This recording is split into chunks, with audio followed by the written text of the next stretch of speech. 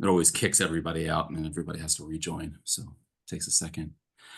Hi, Israel. Hi, Leigh and Gabriel.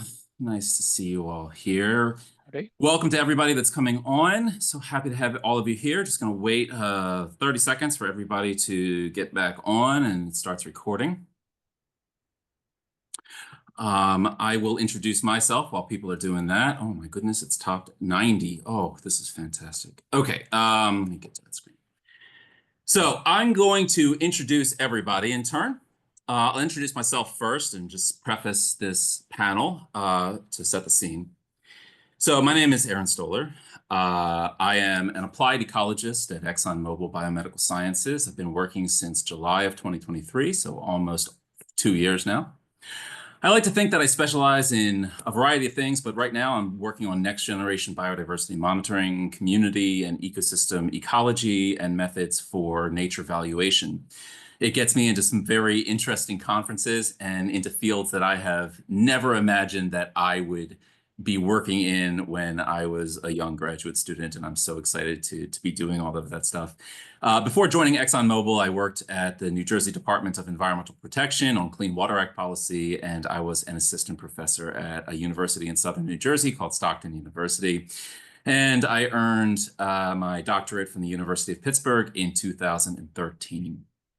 Let me just check the numbers here. Oh my goodness, we had 130 participants. This is fantastic, guys. I'm so excited. So this panel today is really here to give people a little bit of encouragement and maybe some redirection as they look for careers in the environment, to maybe understand where environmental careers are going. The world's not falling apart as far as I can see across my window. It's just changing. And I hope that our panel today can help shed some insight into that change. So with me today, I have 4 very talented and experienced individuals from a variety of sectors. From the consulting sector, we have Leigh Greenwood. Sorry, not the consulting. Oh, sorry. From the nonprofit, from the Nature Conservancy, we have Leigh Greenwood. My apologies, Leigh, who is the Forest, Pest, and Pathogen Program Director for the Nature Conservancy's North America region. Leigh's work focuses on bringing partners together to achieve common goals in forest health protection.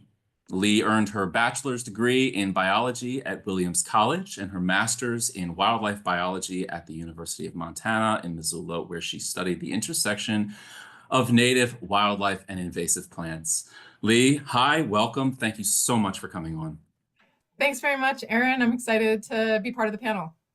Great. Israel de Toro is a senior ecologist at Ramboll Consultants. His role as an environmental consultant focuses on helping clients to find ways of conserving, restoring, or enhancing biodiversity in their sectors. Israel obtained his doctorate from the University of Massachusetts Amherst at the Harvard Forest LTER, Long-Term Ecological Research Station, in 2014. Afterwards, Israel was a Fulbright Fellow in Australia and a National Science Foundation postdoctoral fellow at the Danish Museum of Natural History. He joined the faculty at Lawrence University from 2016 to 2024, and after tenure, Israel decided on a career shift to applied environmental consulting. He has now been with Ramboll for over 1 year and loves the day-to-day variety and diversity of his new job. Absolutely, I can feel you right there. I know exactly what that's like. Israel, welcome. Thank you so much for being on. Dr. Ann Bartuska, we have from a think tank called Resources for the Future. She is currently a senior advisor at Resources for the Future, RFF for short.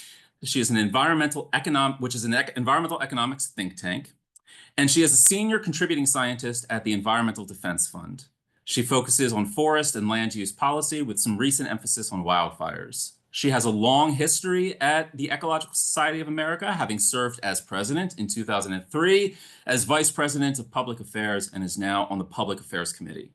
She spent most of her career with the USDA in both the Forest Service and as deputy undersecretary during the Obama administration. She has recently been made a member of the NAS's Division on Environment and Life Sciences Advisory Committee. Dr. Ann Bartuska, thank you so much for joining us today. Glad to be here. And lastly, we have Gabriel Thoumi. who is a certified ecologist, CFA, FRM, more acronyms than I knew existed in his name. He is a very experienced, very talented person. He is the president and CEO of a company that he founded called Responsible Alpha. It is a staff-owned consultancy formed on supporting all organizations globally on their transition to a net positive economy by 2050. For those of you that can't read that between the lines, that he's in the nature finance sector. So he is definitely a great addition to this group. He has worked at the intersection between finance and the private sector and ecological science for over 20 years, developing numerous innovative and now standardized approaches that put capital in the hands of scientists to conserve our Earth's beautiful and unique resources. He has led work on natural capital for organizations such as Calvert Investments, IFC, GIZ, Planet Tracker, Morgan Stanley's Carbon Offset Company, USAID, rest in peace, Climate Advisors, and others. He is a scientific advisor to S&P Sustainability Research Team and participates in other forums such as PRI. He has edited 2 finance textbooks on conservation finance and many research articles, including in Science magazine. He is an adjunct at Johns Hopkins University and the University of Applied Sciences in Upper Austria. Gabriel, thank you so much for coming on. You're welcome. It's very humble to be here. Very grateful to be here. Let me transition to my questions here. So what we're going to do today, I have just a few questions that I've prepared, and I hope that we can move through them fairly quickly. We're just an FYI, we're going to take a short break halfway through our hour-long period just for some ESA announcements. And I really do hope to have some time for audience Q&A. Certainly, if you have Q&A during the session, there is a Q&A button at the bottom. Please do not enter your questions in the chat. Please enter them into the Q&A button. That will help us keep things organized. It will also allow all of the panelists to respond to things while they're not necessarily talking. With that, let me ask the first question. And I'm going to go around to each one in turn. So I sort of represent the industry. So I'm going to give a quick thing that I think about in the industry for each of the questions, and then I'll give it over to the panelists. So our first question for today is, what is the current trajectory of the job market in your sector? And what are the primary forces that you think are driving that market? So like I said, I'm in the industry sector. I have the experience of working in several different sectors. But what I see in the industry sector is it's not really, the current trajectory is great. There's a lot of jobs coming online in the industry sector. What's the primary driving forces is the most important part. We're not really seeing US politics being a primary driver because industry is a global vehicle. So global agreements and whoever is the stronger environmental lead at any given time, which right now I'm pretty sure happens to be the European Union, global agreements, European strategies, and cumulative impacts are really the driving forces of that market. The US is not really influencing companies that operate globally. But the US is generating confusion in the market that's creating a greater need for environmental scientists to help understand everything in the private, nonprofit, and even for-profit sectors. So I'll tell you, let's go first to Israel. If you want to start us off, I'll try to randomize who we go first. But Israel, what are your thoughts on this?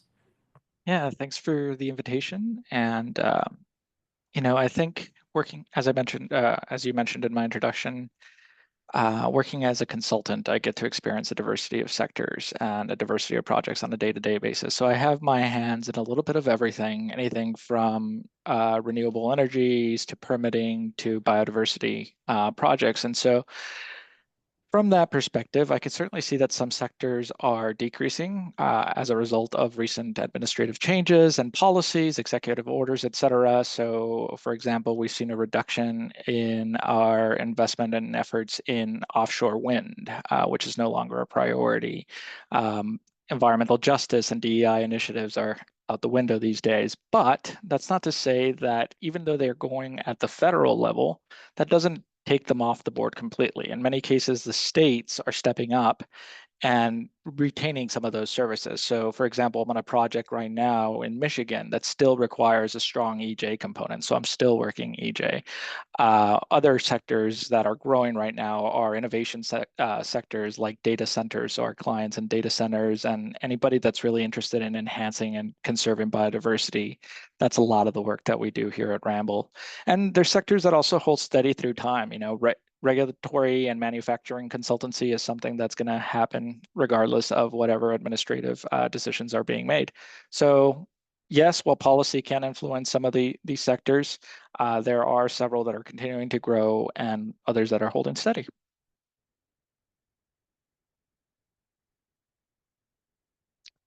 Yeah, thanks, Leigh, for pointing that out.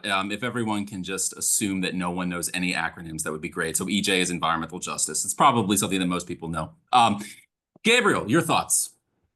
That's a great lead way into me. Assume nobody will know any acronyms, and then here I go. Yeah. Very nice to meet everybody. What a pleasure and what an honor to be here. You're so inspiring, all of you. I really appreciate the opportunities when I can sit and attend the annual conferences and other events. What I will say, it's what I'm observing is the following. 20 years ago, maybe, Anne, this might be similar to your experience with Resources for the Future or previously, making the connection between environmental impact and then maybe a manufacturing or industrial process and investors was an abstract. There was Robert Costanza's work from in the 1990s and others. It was not, the pathways weren't clear, right? Now, for better or worse, there is an extraordinary set of circumstances are happening where banks and asset managers, and more broadly the private sector, like where Aaron sits and others, where Israel's working, are talking about natural capital. They're talking about ecosystem services and biodiversity metrics. I'm not saying that what they're saying makes sense. That's why they need you. But they're trying. It's rather extraordinary, right? And so 20 years ago, we would not be able to make that logic pattern and have an argument about it, like not an argument, but a discussion around a logic pattern, then write an article or a blog. Now, my interns were from Northwestern University, who are, early 20s, late teens, are writing about natural capital and ecosystem services because we're teaching them how to do that. And those pathways are well developed. So what's happening now is that we are on the cusp of having sort of abstract and specialist scientific language and jargon and frameworks have been maybe slightly more accessible to the private sector because of scale. Now, the issue, though, is that there are very few technical specialists or ecologists in the private sector. So if I sit at the intersection of ecology, here in my left hand, and my right hand, capital markets, and Aaron knows this, we were talking about this late last week, like how many ecologists who are pure scientists do I know work in the capital markets? It's maybe one, Yet those institutions that are now creating policies and they're creating procedures in place and they're having performance metrics in place. And that's where we who are in the sector want to help you pivot your careers if you're interested by framing your skills in ways that the HR administrators and the hiring managers understand what you've done previously and know that you're very strong at problem solving, very strong at replicable processes and scientific rigor. So that's the final point. What we're seeing is an increasing demand for scientific principles being deployed across sectors for decision-making. People no longer are interested in a marketing story. They want to know, okay, what's the science behind that set of statements? Is it replicable? Can I apply it once like say, if Israel and I are working with a client, we have to give them the methodology so they can then do it themselves. So people like us who are in the consulting space find ourselves over and over again now actually doing a bit of teaching or engaging and mentoring. So it's very interesting. Thank you. I hope that was, I know it's a bit long, but I hope that was. No, that's okay. It's okay. It's the first question. It's always good. Thank you, Gabriel. I appreciate that. That's some great words of encouragement. I'm very, very happy to have you on. And can I get your feedback on this? And if you need me to repeat the question, please let me know. Okay. I think I've got the question down, and for the audience, I also offered to comment based on my experience in the federal government, since our Forest Service colleague was not able to join us. So I may back and forth, but I will be clear which hat I'm wearing. So in my environmental NGO hat, both from an advocacy organization, Environmental Defense Fund, and a nonpartisan think tank, Resources for the Future, what I have most seen is that we're staying the course. It's amazing. And in fact, I've told quite a few of my federal colleagues as they're trying to figure out what to do next, look on LinkedIn, because every day there is a job showing up or multiple jobs. And in some of it is starting positions, some are mid-level, some are senior. And so it's a very robust environmental field out there in the private sector, both from the non-governmental organization perspective as well as companies. And that's very heartening and to me. And that and I think that trend is going to continue for a couple reasons. And we saw this at USDA very strongly. There is a new generation of owner of various companies. And my favorite example actually were some dairy farms family farms that I have been working with, and they are so committed to conservation principles, so committed to reducing the emissions from their practices. And they've come up through an education system that has really included strong environmental studies, whereas their parents and grandparents did not. And that theme, I think, is continuing across the sectors, that you have both a workforce that is positioned to be much more environmentally responsible and therefore are expecting that their companies or their organizations move in that direction. And then you have consumers of that information or consumers of that product who are also looking for that. So I think it is continued to be very healthy. Where you have the soft spots, and I have to be honest about this, is if you have an organization that was very heavily funded by the federal government, and there are many out there, they are hurting bad, because they have no money anymore. All their grant money has been taken away. But you're also seeing investors and donors now flipping themselves and putting money back in. So I think there is a very robust climate in that sector. So that speaks to actually what are people thinking about? Clearly, climate change is not going away, and addressing getting to net zero carbon in a whole bunch of different ways is continuing to be a priority. But increasingly, and not maybe as much in the US right now, but in other countries, recognizing the value of biodiversity and moving towards more of a natural environment. And you've seen a lot of that happening in Europe. So there is the need for people who are trained in those fields to be able to, I think, walk in and provide their context and their experiences. And then maybe the last thing I would say is data. This is something that all of these sectors are looking for, and Gabriel sort of alluded to that. There's just such need to take advantage of all the different data products that are out there, to look at them in different ways, to throw in some AI, and to be really creative and integrative in terms of what you're producing. So again, that's a skill, but with this environmental ecosystem-based filter that I think is so valuable. Great, Anne. Thank you so much for that. And Leigh, if you can give your thoughts on the trajectory in the Nature Conservancy. I'm so excited for this one. Let's go. Gosh, this is a lot on my shoulders. The Yeah. Nature Conservancy is a global nonprofit. It's one of the biggest ones out there in the environmental space. And I am but just one person representing the forest pest and pathogen work that I do. So I just got to make that clear. Anne, in a great way, took a bunch of the things right off the list of stuff I was going to talk about, because she and I are clearly on the same page. A lot of the non-governmental organizations, public charities, nonprofits throughout the US as well as other spots who had undue proportions of their budgets in the federal space are in a really difficult place right now. Thankfully, groups like the Nature Conservancy that actually have a really big portfolio aren't there, even though this is upsetting and we have had some job losses, and it is really deeply impactful to not only my work, but everybody's work at the Nature Conservancy.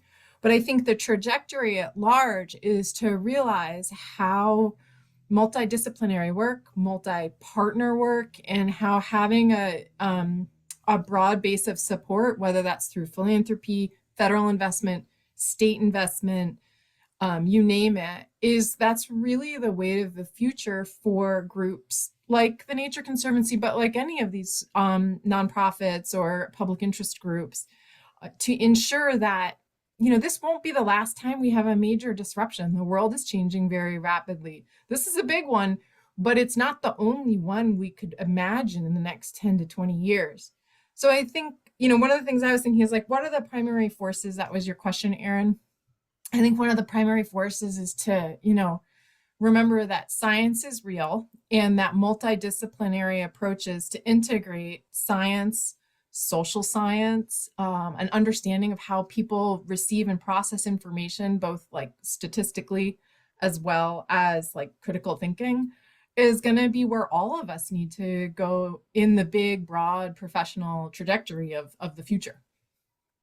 And people who show those skills, I'll just say, because I got a little off track in my excitement, people who show those skills will be better positioned for positive career movement. Thanks for that. Yeah, we're going to have a question a little bit later talking about what we think are the necessary skills. Okay. So just two housekeeping items. One thing I absolutely forgot to mention in my haste to get started. I just wanted to put the disclaimer out here that the comments and views and perspectives of the panelists on today's chat are their own, not representative or necessarily representative of their organizations or of the Ecological Society of America. It doesn't give us the freedom to say anything we want, but it just in case anybody wants to hold anyone accountable in that way. The second thing is, for our panelists, I am going to cut out 2 of the 5 questions that I had prepared so we have time to interact, because I hate cutting people off and I would love to give people a chance to respond. That's the usefulness of a panel. So just the last 2 questions on that list, guys. If I do this, just kind of try to cut it short because we need to move on, and right? So just keep an eye out for that. Does anybody want to respond? Just a quick point to piggyback off of Leigh's comment there.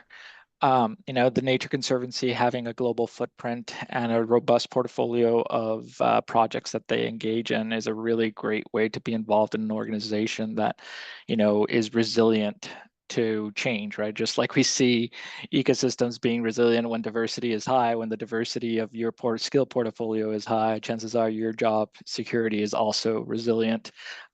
Working for a company like Ramboll, we have a presence in multiple continents. You know, it's a Danish company, but we do a lot of business in Asia Pacific, in North America, and across multiple sectors. So that gives us a lot of stability as well. And so if you're looking to make career shifts, look towards some of those organizations perhaps as a way to protect yourself from change. Yeah, no, that's a good statement. Gabriel? Yeah, that's really interesting, Israel. I like what you're talking about.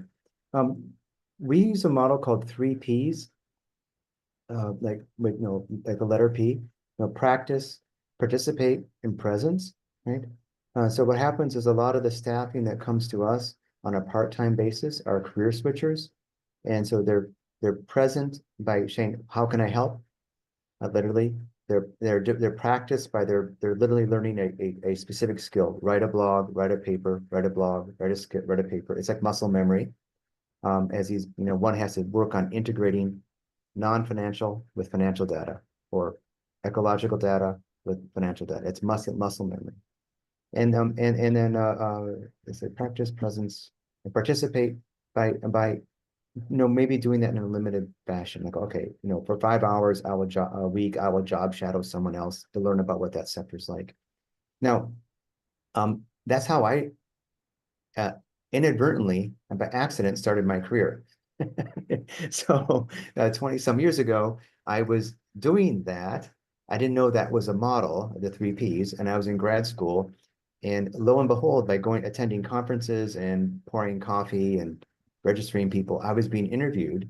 And then Morgan Stanley calls me up and says, do you want to live in Miami on an island and run a carbon offset company doing agriculture and forestry? I'm like, of course. And that was that. And so by being present and meeting people, that's where they're at. There's a question about LinkedIn. That's very different, or by recruiting, that's very different than trying to get through a recruiting engine, right?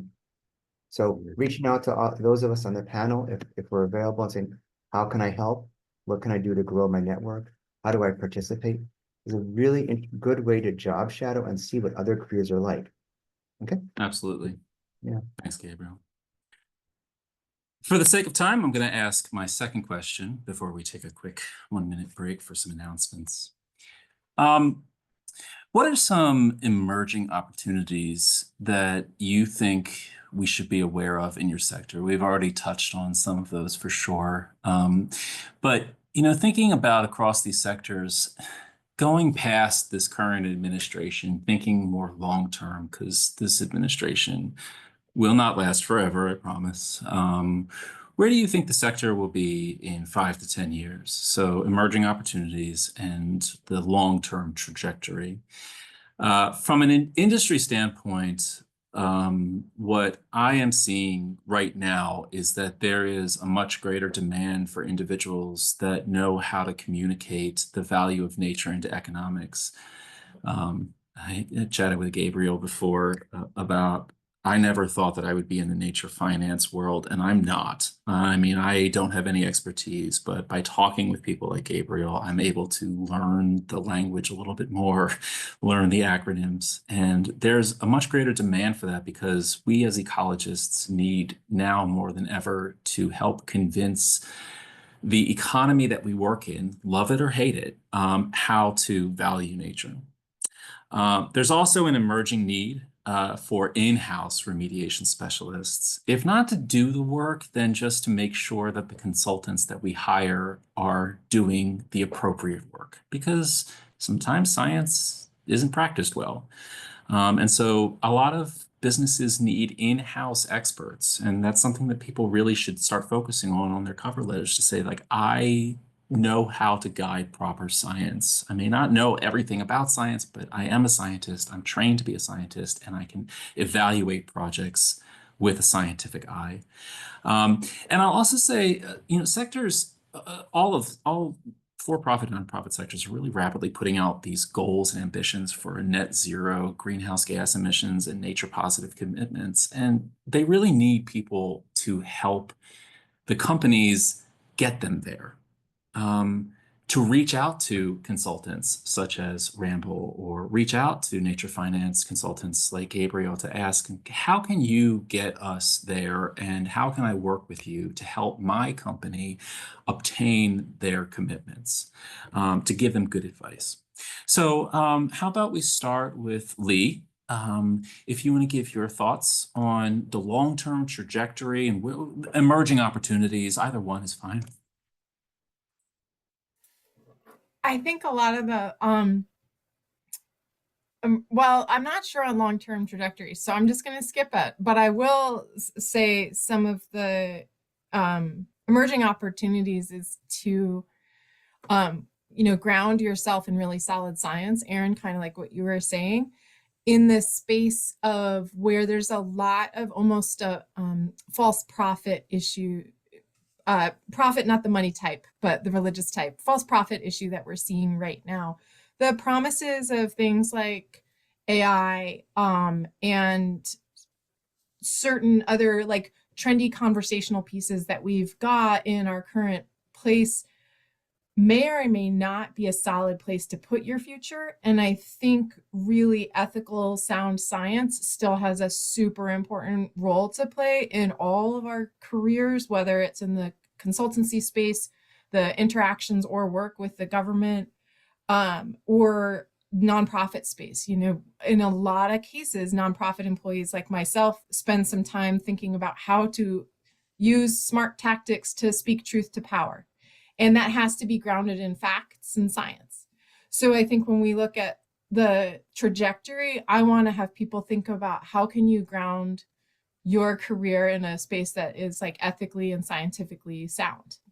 And that really speaks to your critical thinking comment from before, There you go, right? yeah. You absolutely need to have that. And that's the skill that you really need to put out there to convince people. And also, I think, Gabriel, you really spoke to that as well in the 3 Ps. Anne, would you like to go? Yep, happy to dive in, and actually I'll echo a little bit of, or ditto to what Leigh said. But coming from a science-based and analytical organization, both RFF and EDF, we continue to be drawn into conversations with the private sector on environmental, social, and governance goals of companies to make sure that the right science is there, the underpinning data are there. And so that I could think will continue to be an opportunity in the non-governmental organization world, is making sure that we can, in tandem with industry, make sure that there are the right tools, the knowledge that helps move that sector along. But then the other space that I see just growing, unfortunately, by leaps and bounds is the whole area of disaster response and risk reduction. And this is a global issue. Clearly, wildfires at the top of the list because it's so visible, especially here in some parts of the world, in particular, but in the US and Canada. But you also have flooding issues. How do you respond? How do you prepare for those disasters? How predictable they are? So advanced modeling from a analytical perspective, advanced modeling capabilities where you can come up with scenarios and pre-plan. And this is one thing we discovered with the wildfire commission that I was on, is the post-fire response was really uninformed. It was like every time it was like something new you had to discover. Whereas we do a lot of pre-planning in the front end management of fire. And so that is a growth area that I think will continue to happen. But that whole notion of risk assessment and in complex environments and really bringing in the environmental side to that. And I've already mentioned that I don't think climate and carbon is going away as a sectoral response. It will get more interactive, maybe more complete, but I think this is, just a continual to be part of the things that we're going to have to be dealing with in the future, and advanced technology to address the issues will certainly be there. Yeah. So I like that thought of really going back to your thought of you need to be there to strategize. We're asking the panelists today, what do they think it's going to be in the next few years? Well, as an employee going into this market now, you also have to be ready to develop your own thought about where the job market's going to go. Israel, how about yourself? Thanks. I think I'd like to continue on Anne's train of thought there.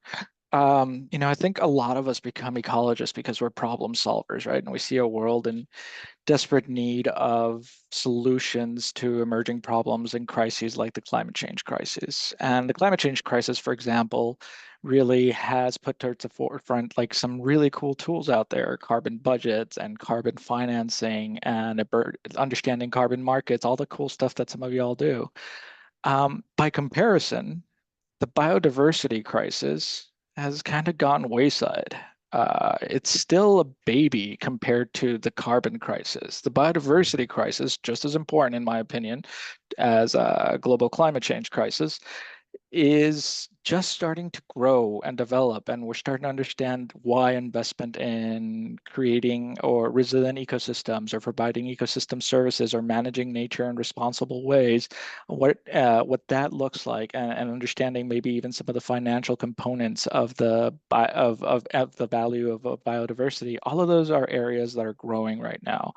And I would say that's probably about 50% of the work that I do in Ramboll is really just being a biodiversity scientist. And I came to this company with that like sharp focus, that scalpel view into biodiversity and ecology. But now that I'm at Ramboll for about a year, so I find myself moving away from being a scalpel and more towards a Swiss Army knife.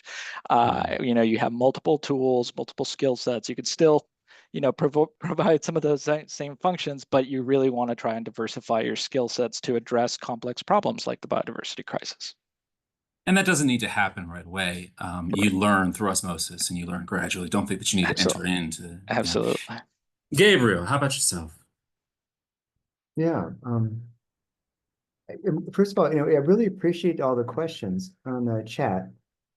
Really helpful. If we're not able to answer them, I know there's a way to capture them, and we can answer them over the next couple of days too. So make sure Absolutely. If we're not able to capture them, if we're not able to answer them here, we will I'll send them all out to you afterwards. I'll get everybody's input and then we'll send it out to all the participants. It's great. It's great to have that feedback. And I mean, I was just so appreciative of what you shared, Anne. I mean, it's just so spot on. I kept on thinking how 150 years ago, financial analyst as a job title didn't exist, right? And 150 years from now probably won't either. Or we can make it shorter time frame within a lifetime. But what are the key skills that people are looking for? And this is I'm reflecting on the wise words that Israel is sharing, problem solving. And you're talking about, systems approaches to thinking, and you were talking about critical thinking. Like these are really, those are the skills that institutions need. And so like even like Anne, you're talking about, looking at pre-planning for risk.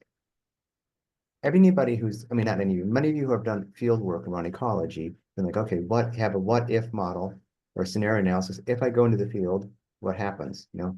Like my colleagues, when we were in Belize, one got hit by lightning. What do? You have this, even just having not that specific case, but the ability to do what if and scenario analysis is a way of pre-planning.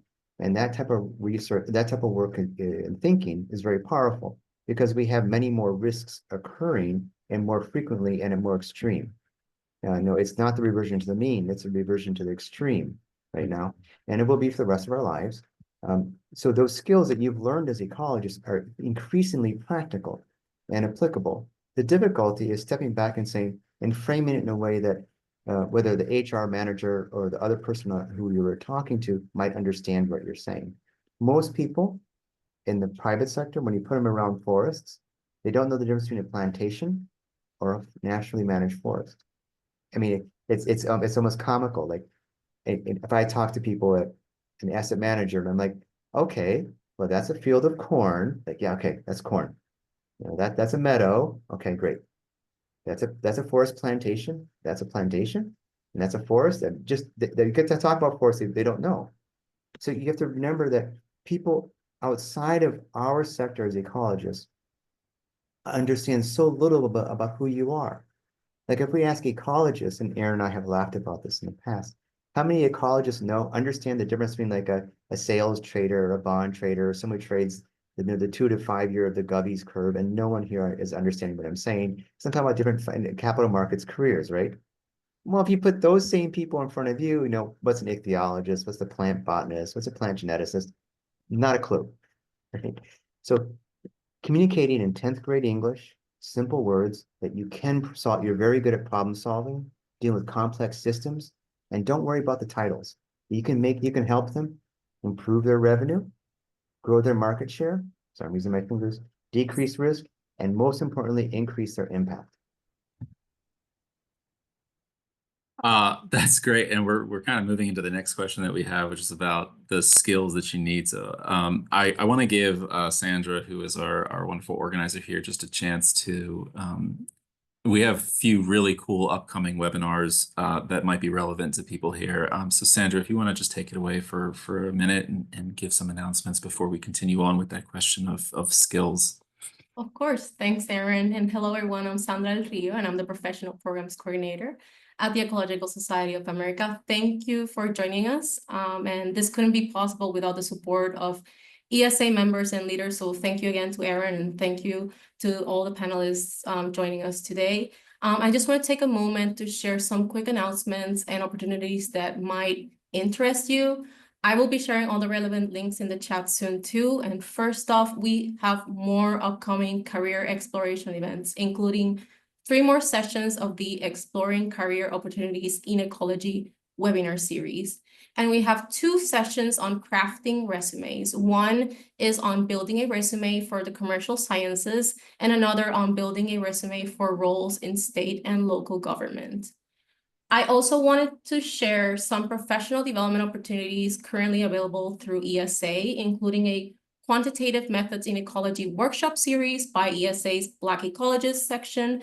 These are monthly sessions, and the upcoming sessions include topics such as meta-analysis, spatial statistics, on introduction to individual-based modeling and machine learning for ecologists. We also have a webinar on environmental DNA next week, specifically on April 16, and a workshop on communicating science to decision makers. Those who have lost jobs or funding due to federal cuts can reach to ESA HQ at esa.org for discounts and fee waivers for these professional development events registrations. Additionally, I'd like to mention ESA's Professional Ecologist Certification Program. We have some of those certified ecologists in this call.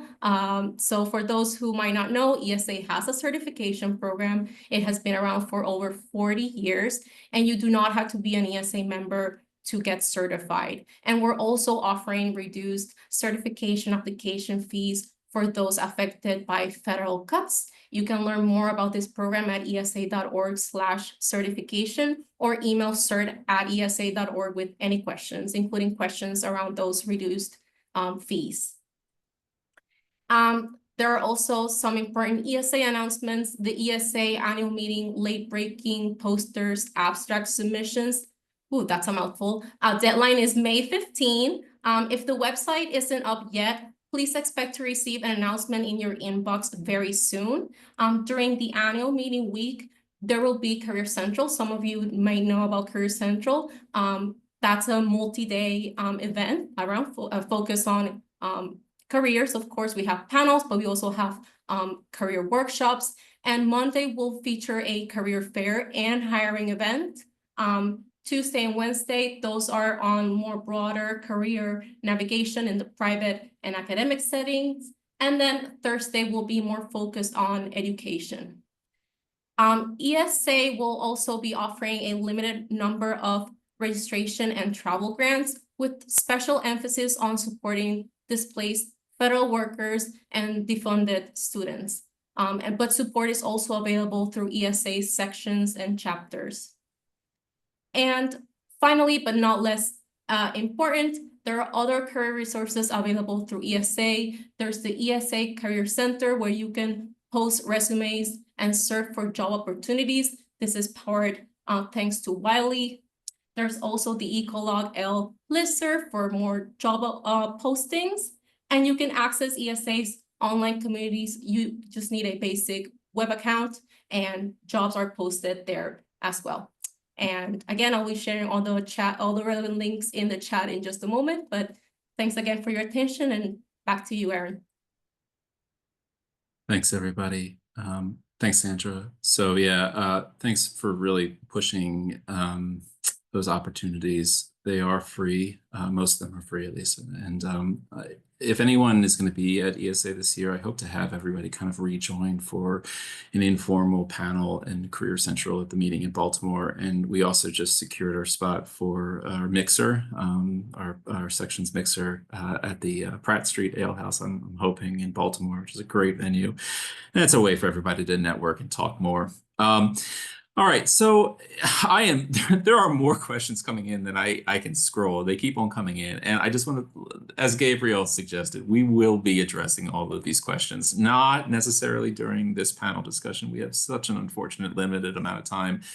Your questions are really important, and I will be sending all of the questions out to the panelists after this. If we don't get to them, they have promised to answer them, and we will send out those answers. We will also post them, hopefully, within the YouTube video link that is going to be posted on the ESA's YouTube page. So I think the question that we were sort of getting to, and the one that's on, I think, a lot of people's minds, is that as we look for jobs, what are the relevant skill sets that people are going to need? In your sector, across the board, I don't think there's going to be too many differences here. We already talked a lot about critical thinking, the need for sound science, and the need for the ability to communicate really, really well. If you don't like speaking in front of audiences, I think you need to get over it. I think you really need to start learning how to talk with a variety of people, because I think there was a time when we didn't have to defend ourselves as environmental scientists, as ecologists, and now's not that time. And I think that we're not going anywhere, but in order to continue to exist, we need to more fiercely defend ourselves, which means that you need to absolutely get out there, learn how to talk. There's all sorts of resources out there. Toastmasters is a great organization. Gabriel, I see your hand up, so I'm going to let you go first on this. Absolutely going to conferences. Doesn't have to be ESA, any conference, and talking with people. But that's in a vacuum, right? Then you're talking to people that already know your field, right? So it's really important that you get out there and talk to people who don't know your field. In my field, I am constantly talking with people that I have no idea about. And as an employee of an oil and gas business, I am constantly defending myself more rigorously than I have ever defended myself.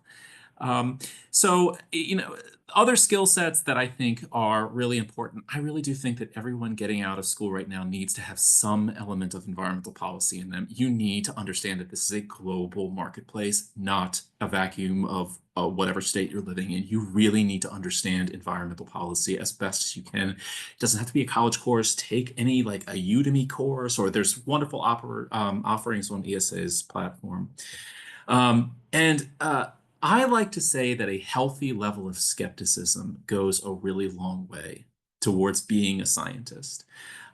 You, as a scientist, should be trained to second guess everything that you see on both sides of the table. If somebody comes at you and says, we're losing all of these species and it's a horrible event and the world's going to collapse in 3 years, you should question that. I'm not saying that you're wrong. I'm just saying have a healthy level of skepticism. And on the opposite side, if somebody says, we don't need to worry about environment at all, it's just fine. Same thing, have a healthy level of skepticism. Gabriel, your thoughts? Yeah. One of our wonderful colleagues asked a question about being introverted. And while I'm on stage right now, I'm a deeply introverted person, but you wouldn't know it, right? I enjoy a weekend of silence, maybe a long run. I mean, it's quiet, right? So I've had to learn to act or be comfortable with the extroverted nature of being a business leader. So literally, for example, I teach my interns to act, right? So acting is important. And what does that mean in practice? Doing a public speaking exercise of doing a 1-minute video on a topic, right? And you're going to be surprised at how many other people are going to have very similar experiences, right? Now with the jobs, remember just because someone doesn't have the title sustainability director or director of natural capital, and those titles may be fewer now because of various reasons around the world, doesn't mean that within organizations themselves, people are going to be much more frequently within the scope of work. Okay, I'm a director of finance and I have to do these 5 things each year. One of those bullets might be natural capital analysis, but it won't show up in my title. So you're going to find many more people with stronger understandings of ecological science who you'll be so surprised by. And they're going to be your natural lead-in for that new career. So thank you. Thanks. Leigh. Yeah, I'm going to push back on Aaron's bold statement to get comfortable with public speaking or what have you, because I think we all have spaces we're most comfortable in and we should dig into them the best we can and do a really great job with that. But what I really liked what Gabriel said, which is sometimes you have to put on a separate self, a business self, a persona of acting, as you put it. But you can look at it in many ways. Some people are going to be outstanding at writing and they're really going to struggle at public speaking. Well, then learn to be the best writer you can be, and then learn to do a little bit of public speaking so that you get attention to your writing. Use it as a tool. It doesn't have to be your personality or your favorite thing. But I think you know, as I've changed with my own career through time, I've had strengths and weaknesses through time. And one of the things I've definitely tried to do is realize when, even if I don't like something, whether it's, I actually don't mind public speaking, but that's unusual, I know. When I don't like something, if I just say, okay, well, I have to do it because it's my job. So I'm going to learn how to do it as best I can, even though I don't like it. That attitude actually has proven to be the most useful of all, even if I'm uncomfortable. So I highly recommend anybody who's like, oh my gosh, you know, this is, for me, my kryptonite is writing scientific manuscripts. I have a really hard time with it. I get overwhelmed. I've learned how to lean into it. And I suggest all of you also figure out what's your kryptonite and how do you get over that, not in the tough love way, but in the like, this is my job and I need to do it right. Wonderful. I love that. I don't think you pushed back. I think that you just amplified it. And I think that you really got into the nuance of that comment. That's great. And Yeah, there were several questions in the Q&A regarding early career. How do I maintain some flexibility? How do I do pivot in my career? So a few thoughts, and in answering your question, Aaron, I'm going to go in that direction. First, by way of example, when I finished my PhD in '81 and was coming out to do what I thought I would be a soil scientist with the Forest Service in North Carolina, is when President Reagan riffed nearly 50% of the federal workforce. So it has happened in the past, maybe a little more organized in the past. But then what do you do when you think you've got something lined up and it's different? For me, it enabled me to try a few other things, and I probably took some baby steps in shifting around different jobs, but it gave me, for every job, gave me a additional skill set that I could then use when I finally got to where I wanted to be. So I encourage people who are starting out, you may not have your dream job right away, but think about what you need to fill out that resume and to get more experience. The other thing is, you know, we're already, as ecologists, way more nimble than most other disciplines because we are trained to think in multiple sectors. We're trained to make connections. And that enables you, like Aaron has said, you never thought you'd be in the job you're in. Well, I never thought I'd do some of the jobs I was in either. But because I had this ecological background, I could shift my brain to think about water today, biodiversity tomorrow, timber management, and that was one of my other jobs, and all of those, but it still came through this ecological frame. And so I think right there, build upon that strength, build upon that ability to think nimbly. And then I will just echo the whole communications business. What I've found is, being able to write succinctly, translate something complex into a one-pager that can be used. That's a skill set every organization wants. Right now, the NGO world is hiring tons of communications professionals, and I've mentioned about LinkedIn. Just this week, there was like 7 jobs posted for public relations and communications in environmental organizations. So those are out there.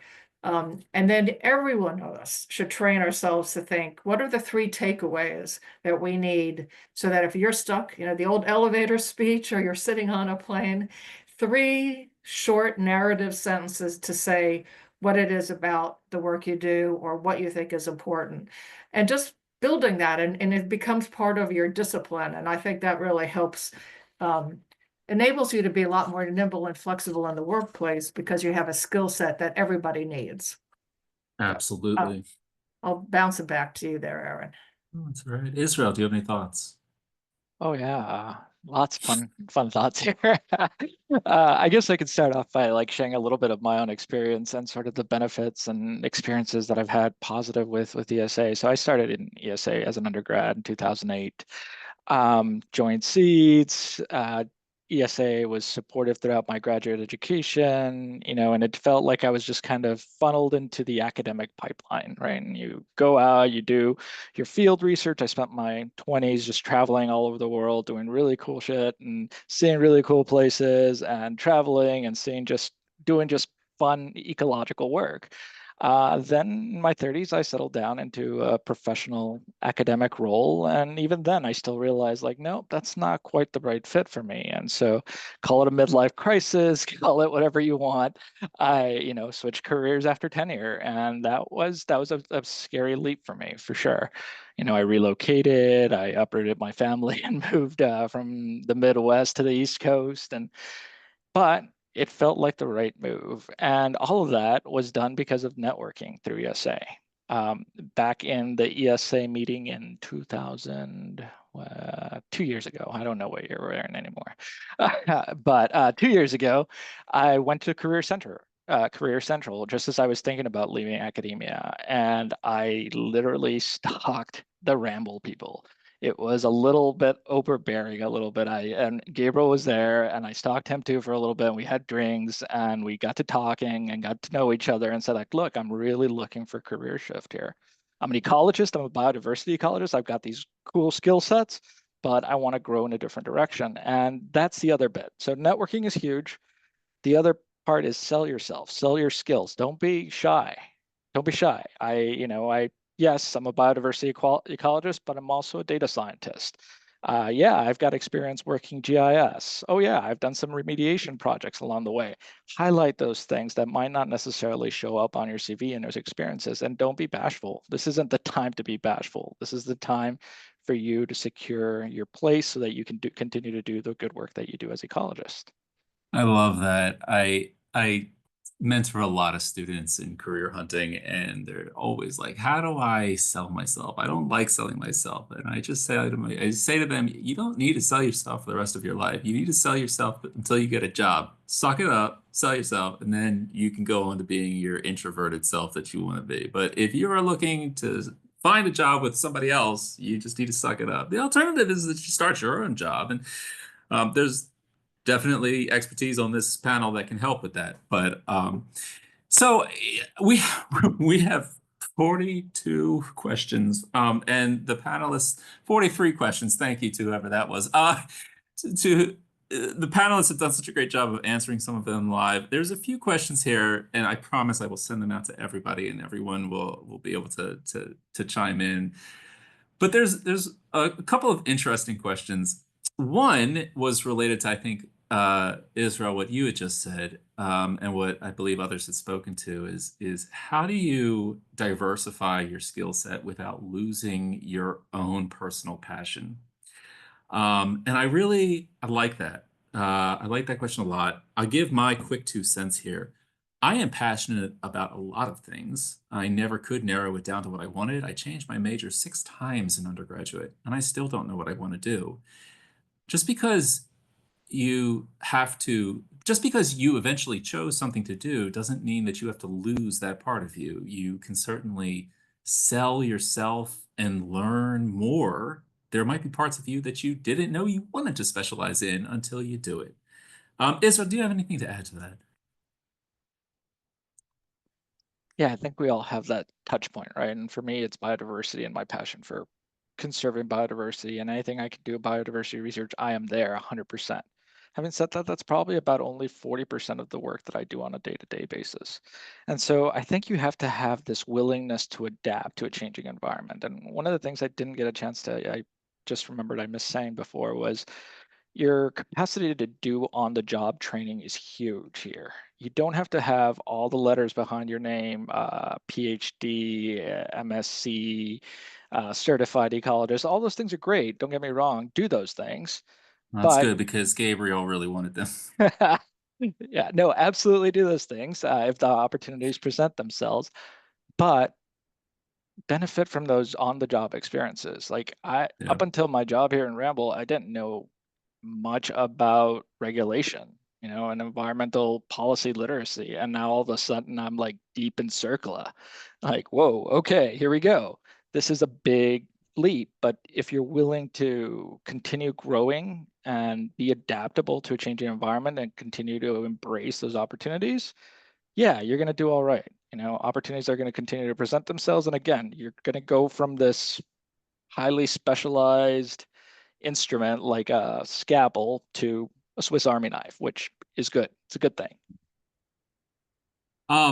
I definitely would love to give all of the panelists a chance to answer that, but I'm not. Gabriel, there's a question that I wanted you to address. Thinking more about outlook careers, not just on career guidance here.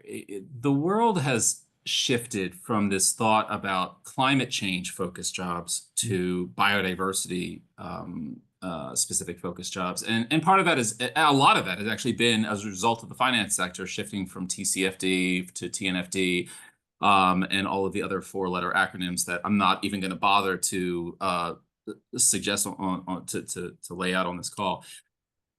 Where do you think the finance sector and more broadly the economy that is hiring people is really shifting towards right now, so that people kind of have a sense for where to sell themselves? Well, I mean, what I think is a guess. So I don't know. In the sense we don't have data on it yet. So I want to be very careful as a trained scientist. I want to also just reflect one bullet on what Israel was sharing, is that none of us here probably could map out our careers, but we can map out our values and our interests. What brings us joy. You know, we do what we do because we wake up in the morning and we just don't know what else to do. And then maybe sometimes that changes. That's good. Now, where are markets going that I see them is the ability to do communicate about replicable scientific models, whether that's around chemical dispersion, nature-based solutions, ecological metrics, climate change, water quality and quantity, land use conversion, ocean acidification. Just think of the different 9 planetary boundaries. The ability to manage that type of modeling and communicate about it in simple terms to those who are not experts, so they too are on board. Most people don't want to go to Mars. If you don't mind me sharing that. They want to just sort of have a nice weekend with their family and kids and stay home, right? And we want to live in safe homes, you know, and we want to live in nice communities, and that's sort of a uniform human need.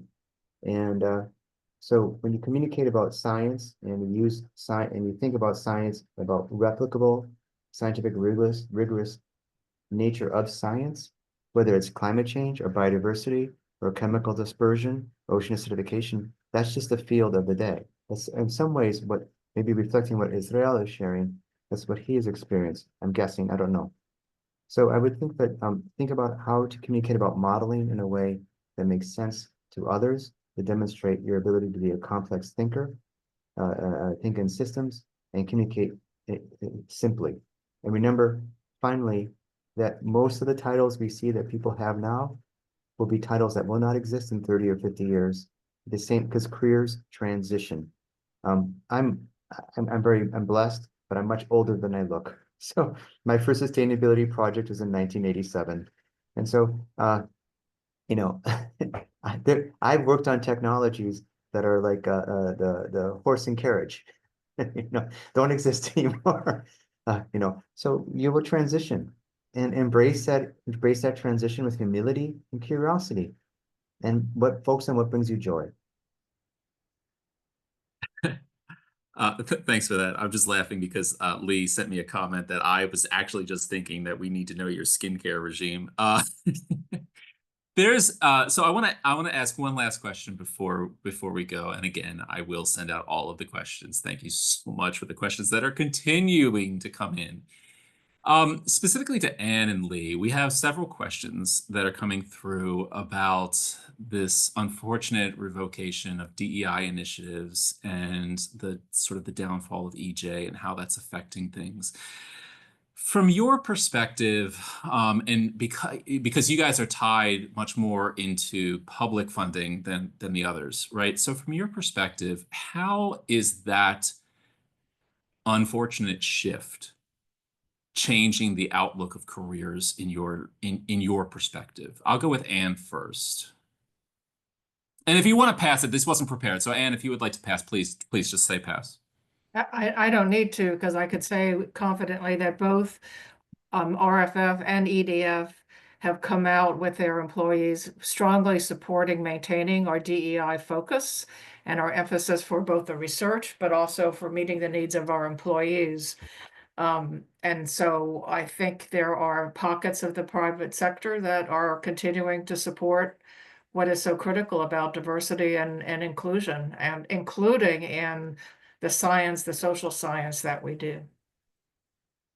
It's a great point. I think it's important to note that even in the private sector, lender financing has riders associated with it. And those, just because the government has said something doesn't mean that the financing companies that are providing money aren't saying that you still need to respect other people and give an equal say to everyone. And I love your comments. I really think that those are spot on, that in all of these sectors, it's business as usual. I think it may be that we're seeing a change in funding. Go ahead, Anya. Well, with one caveat is if you are heavily funded by the federal government, Absolutely. you Yeah. you have to scrub all that language. And Yeah. I think that's, that's just the reality. And so just like we did with climate change and USDA and Trump won, we went from climate change to drought and risk and fire. Yeah. And so you just have to use the language, and I'm not trying to be clever about it, but it's a way to survive, and it's a way to, Exactly. in some ways just hold the line until the next change, because there will be change. It's just how Absolutely. painful it can get.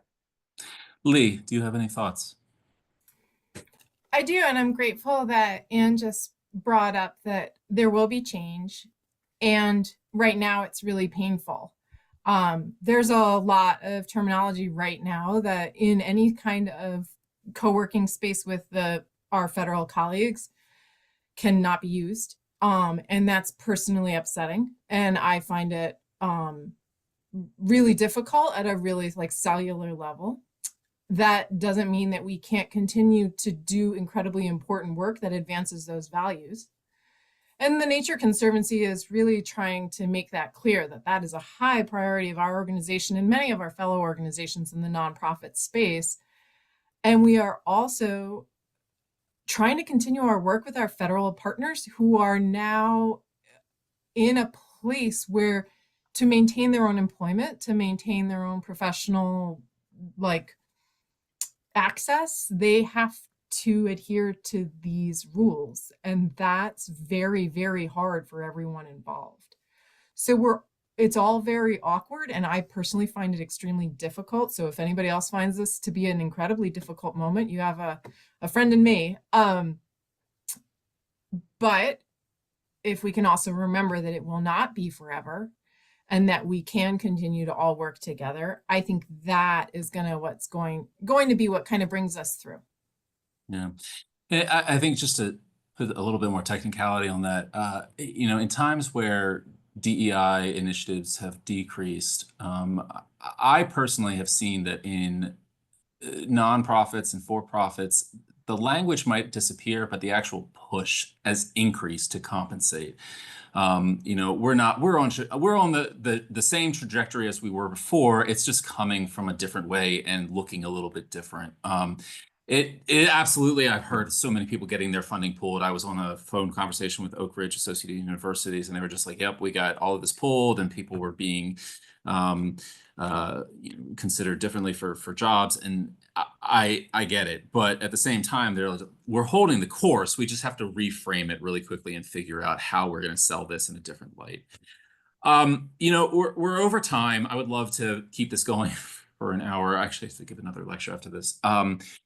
I want to really thank all of our panelists who are doing this in their volunteer time. I believe that Gabriel is actually doing this not only in volunteer time, but at nighttime where he is. So thank you so much, really, for coming on. And the work isn't going to stop here. I'm going to give everybody these questions, and I really do appreciate in advance your time in answering them. We have so many people who are just saying this is helpful, at least at the very least, just to give people a little bit of confidence. So just another shout out, if anybody's going to be at the meeting in Baltimore, please do come to the private and public ecologist section mixer. It's a great time. Everyone is welcome, regardless of your membership in that section. Bring your business cards. It's a great place to network. I have genuinely seen more business cards being handed out in that mixer than anywhere else. Yeah, this has really been great. I very much appreciate it. We do have another Exploring Careers webinar next week. We have someone from two amazing leaders, female leaders, coming on. It's going to be a great conversation. I'm so excited for it. And also, you can just look us all up on LinkedIn. We're all there. Some of us may respond faster than others, but I know that I'm frequently bored during meetings, and I will often open up LinkedIn just to respond to people. And we do it pro bono. We're very happy just to help a friend out in the field. So please do look us up on LinkedIn and connect and network. Thank you all again. Much appreciated. And I'll talk to you guys later. Enjoyed it. Thanks, Bye, everybody. folks. Have a good one.